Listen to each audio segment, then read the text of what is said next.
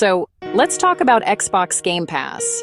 For years, it's been called the best deal in gaming, and honestly, it was hard to argue with that.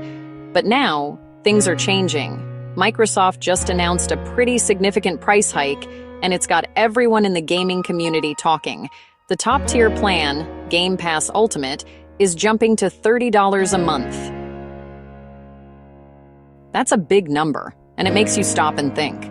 Is the all-you-can-eat buffet of gaming still worth it, or is it time to go back to ordering a la carte? This isn't just a small bump. It's a shift that could change how a lot of people access their games. Before this change, Game Pass Ultimate felt like a no-brainer for many. The old price was much easier to swallow, making it an impulse subscription for anyone with an Xbox or a gaming PC. You got a massive library of games, online, multiplayer, EA Play, all bundled together. It was simple, and the value was obvious. But at $30 a month, the calculation gets more complicated. We're now looking at an annual cost that's closer to what you'd pay for a new console. This new price forces us to really examine our gaming habits and ask if we're truly getting our money's worth. To understand the value, you have to know what you're paying for.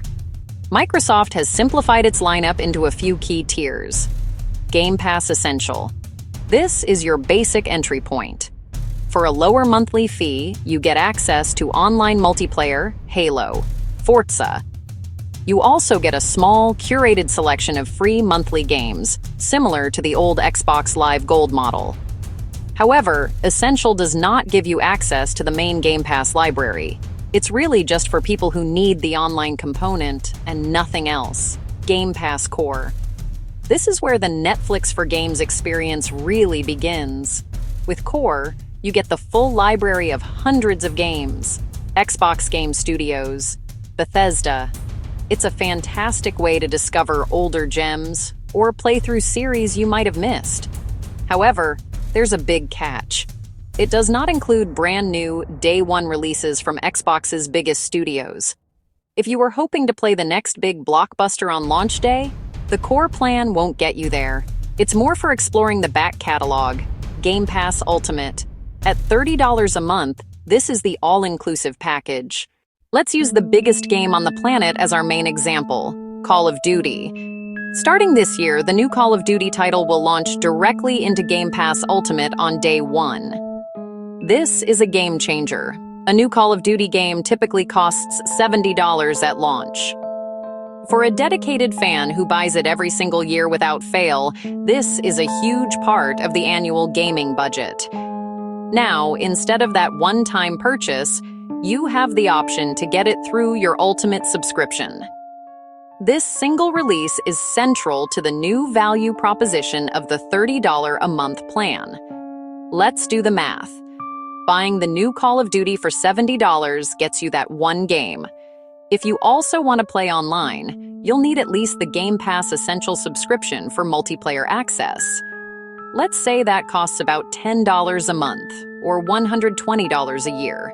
So, for Call of Duty and online play, you're already in for around $190 for the year, and that's just for one game. If you plan on buying even one other new $70 game, like the next Forza or Starfield expansion, your total spend for the year quickly approaches $260. Now, let's look at the Game Pass Ultimate route. The annual cost is $360. For that price, you get the new Call of Duty on day one. You also get online multiplayer included. Plus, you get every other first-party Xbox game that launches throughout the year. If, for example, a new Gears of War and a new Doom game were also released. The bottom line is that Game Pass Ultimate is no longer the undisputed best deal for every gamer.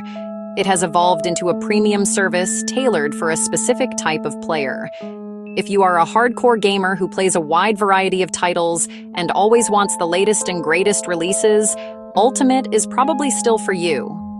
The convenience and sheer volume of content, especially with Activision Blizzard's catalog now in the mix, provide a value that's hard to replicate by purchasing games one by one. You're paying for immediate, unlimited access to a constantly growing high-quality library. On the other hand, if you're a more casual player, the math just doesn't add up anymore. Think about your habits. Do you only play 1 or 2 games a year? Maybe you spend hundreds of hours on a free-to-play game like Fortnite or Apex Legends and only buy the new Call of Duty. For you, paying $360 a year for Ultimate would be a significant overpayment. You would be much better off buying that one game you love for $70 and sticking with a cheaper plan like Essential just for the online multiplayer access. In this case, the subscription is a luxury, not a value proposition. My advice is to be honest with yourself about how you play. Don't get caught up in the fear of missing out, or FOMO. Look at your purchase history from the last year. How many new, full-priced games did you actually buy and play?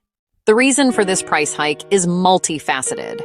Microsoft has been investing billions, acquiring major studios like Bethesda, acquiring major studios like Activision Blizzard. They've been adding huge blockbuster games to the service on day one. Think about it. Getting a brand new $70 game as part of your subscription is a massive perk, but that model isn't cheap to sustain. This price increase seems to be Microsoft's way of balancing the books and making the Game Pass ecosystem profitable in the long run. They're betting that the value, especially with massive franchises now included, is strong enough to keep subscribers on board, even at a higher cost. This conversation is happening now because, for the first time, Game Pass Ultimate isn't an automatic yes for everyone.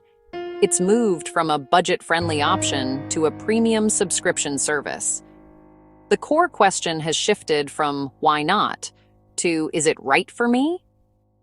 For some, the answer will still be a resounding yes, especially for those who live and breathe new releases. For others, particularly casual players, those who stick to just 1 or 2 games a year, this new price tag might be the push they need to unsubscribe and reconsider how they buy their games. It's a pivotal moment for the service. Graphic comparison chart. Essential, core, Ultimate side by side. Let's look at the yearly cost. That's more than half the price of a current generation console.